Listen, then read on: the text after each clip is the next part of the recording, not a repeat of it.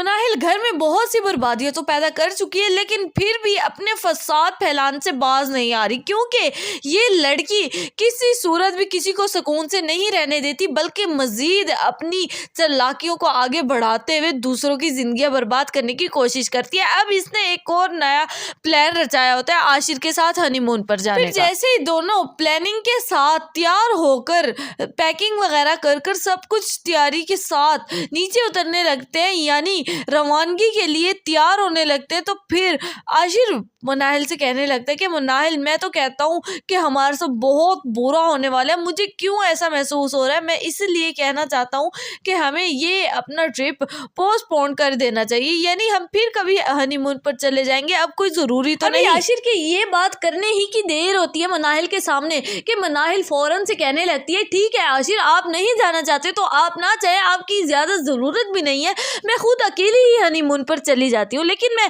زیادہ مزید انتظار نہیں کر سکتی۔ مناہل کے منہ سے یہ بات سنتے ہی ایک دم سے حیران و پریشان ہو جاتا ہے اور سوچنے لگتا ہے کہ یہ لڑکی میرے بغیر اس قدم بھی آگے بڑھ سکتی ہے۔ دوسری طرف جیسے مسز سرود بطول کو دوبارہ اپنے گھر میں واپس لے جانے کے لیے بات چیت کرنے آتی ہیں، تو بطول بالکل بھی ایگری نہیں ہوتی دوبارہ اس گھر میں جانے کے لیے، بلکہ وہ تو کہنے لگتی ہے کہ اب عاشر کو دوسری شادی کی ضرورت تھی اور وہ کر چکے، اب میری ضرورت اس گھر میں باقی نہیں رہی۔ تو ساحل بطول کو سمجھانے لگتے ہیں کہ بطول، تمہاری جگہ کبھی کسی صورت کوئی حاصل نہیں کر سکتا، اس لیے تمہیں اپنے گھر میں ہی چلے جانا چاہیے، اپنا گھر کو بسانا چاہیے۔ ساحل سے کہنے لگتی ہے کہ ساحل نہیں، میں کسی صورت بھی اس گھر میں نہیں جانا چاہتی، اور تم کسی صورت بھی اس بات کو نہیں سمجھ سکتے کہ ایک لڑکی کی کیا فیلنگز ہوتی ہیں، اور اس لڑکی یعنی اس بیوی کے سامنے اس کا شوہر اپنی دوسری بیوی کو ٹائم دے، اس کے ساتھ اپنی لائف انجوائے کرے۔ بطول سے کہنے لگتا ہے کہ بطول، شاید تمہیں اس بات کا اندازہ نہیں کہ عاشر صاحب اپنی دوسری شادی کرنے کے بعد